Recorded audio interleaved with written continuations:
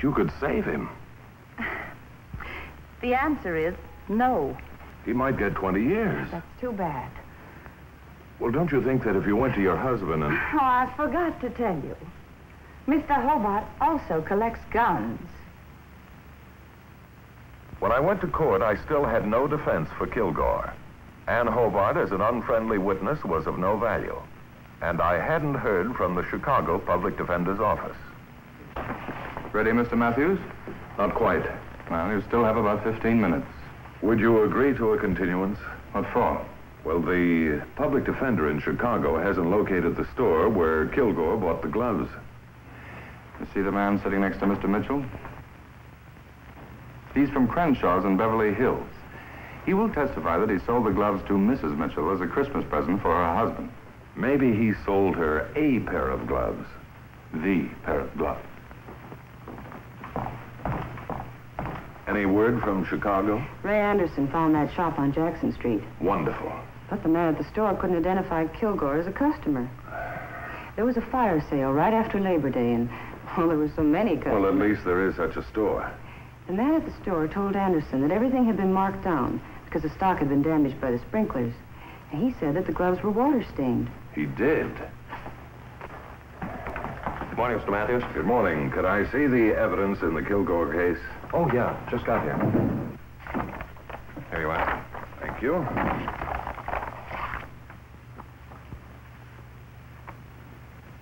You satisfied now? Well, they're not watermarked, I'll give you that. Thanks. Maybe Kilgore had them cleaned. Say, Oh, come now. how about taking these across the street to the police lab? They could tell us in a minute if there's a cleaning mark inside here. I can tell you now, there isn't. And if there is, will you admit they're not Mitchell's gloves? Just a minute. Mr. Mitchell, did you ever have those gloves cleaned? Why would I? They're practically brand new. Thank you. Mr. Logan, it's 10 o'clock, and I have The to... judge will be a few minutes late, but you'll still be out of here by 10:30. Thank you. Well, can I borrow them now? No, I can't allow the evidence to be removed from the court. I see. Oh, Martha, would you run down to the drugstore for me? Of course. See if they have an infrared bulb. This should cover it. All right.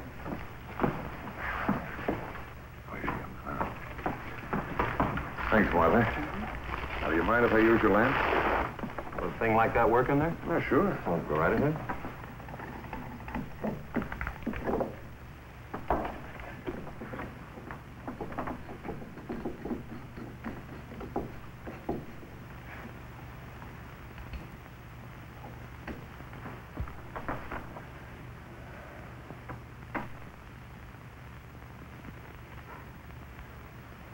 One down, one to go.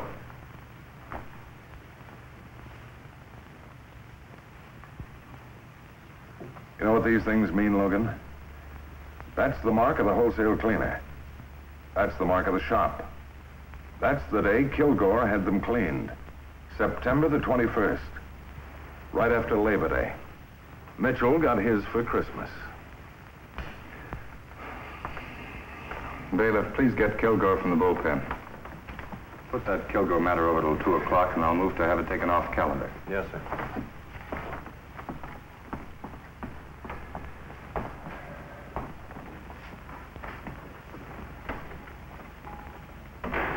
Hey, how come he's so downbeat? Well, we just proved that these weren't Mitchell's gloves. Oh, Counselor, you can have all my legal action from now on. Well, thanks a lot. Don't brush it off, pal. You know, I can take my work elsewhere. Let that be a lesson to you. All right, now take it easy. You're not out yet. It's okay, Bart. I have it coming. The bum is human. You know, you really can thank Miss Hamilton. It was her idea to check and see if there was a cleaning mark in here. Just like a doll. Thank you, honey. You're very welcome. That was quick thinking, Martha. Wait a minute, Counselor. Let's not overdo it. You know who really rates the bow? Little Allie. For what? For winning the case. Where are you if I don't have these cleaned? Attorney Logan's motion for dismissal of the charges against Allie Kilgore proved to be justified 2 weeks later. At that time, the police arrested another cat burglar, and recovered the loot from the Mitchell robbery, including a pair of gloves. The case you have just seen was brought to a fair and just conclusion through the efforts of a public defender.